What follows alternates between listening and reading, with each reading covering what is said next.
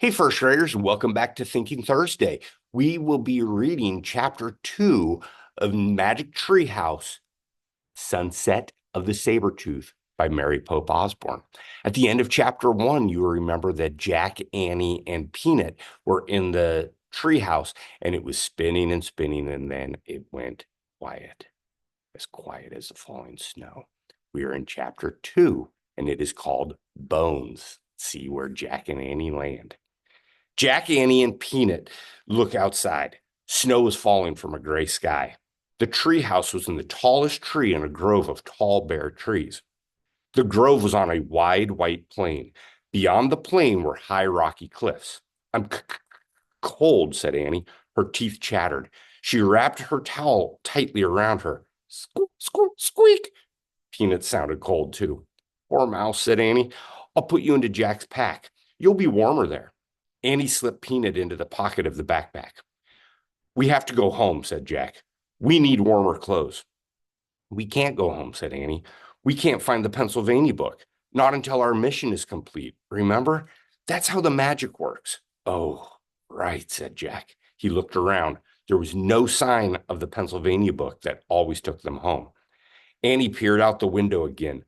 Where are we anyway? She asked. I'll find out, said Jack. He picked up the open book and read the title of the cover, Life in the Ice Age. Ice Age, said Annie. No wonder we're cold. We better find the third M thing soon, said Jack, before we freeze to death. Look, whispered Annie. People. She pointed out the window. Jack saw them too. 4 figures on a cliff. 2 big figures and 2 little ones, all holding long spears. Who are they? Said Annie. I'll look in the book, said Jack. He found a picture of some people. He read the caption to Annie. Early modern humans were called Cro-Magnons. During the late Ice Age in Europe, they sometimes lived in caves beneath cliffs. Why are they carrying spears? Said Annie. Jack turned the page. He found another picture of the Cro-Magnons. He read aloud. Cro-Magnon family often hunted together. They covered deep pits with branches. Then they drove reindeer and mammoths into the traps. Oh, trapping the animals. That's sad, said Annie. No, it's not, said Jack. They couldn't live without hunting. They didn't have supermarkets, you know. They watched the family disappear over the other side of the cliff. Come on, I'm freezing, said Jack. Let's hurry and find the M thing while the Cro-Magnons are hunting. But I want to meet them, said Annie. Forget it, said Jack. They don't have books that tell them about us. They'll think we're some enemy and hurl their spears. Yikes, said Annie. Jack put his book away. Squeak! Peanut peeked out of the backpack.